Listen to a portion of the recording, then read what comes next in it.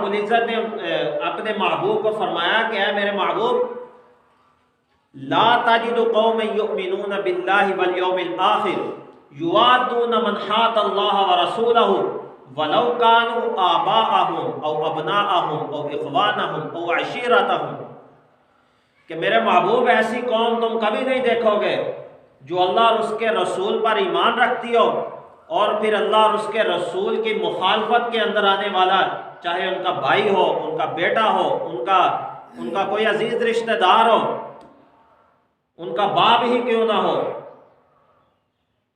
वो उसकी परवाह नहीं करते।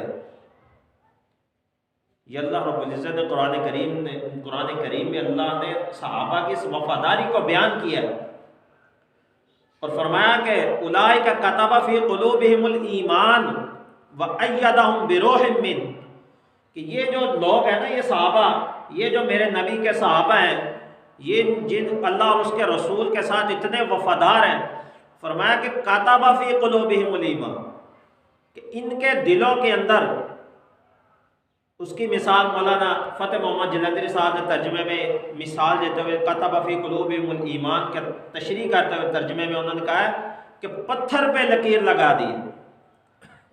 जैसे एक मुहावरा मशहूर है कि ये काम मैंने कह दिया है तो अब पत्थर पे लकीर है, यह मुहावरा मशहूर है। तो कतबा फी कुलूबिहिमुल ईमान, कि ये पत्थर पे लकीर है कि सहाबा का ईमान पुख्ता है। वअय्यदहुम बिरूहिम मिन, फिर अल्लाह ने अपनी रहमत के साथ उनकी मदद की, उनकी तायीद की।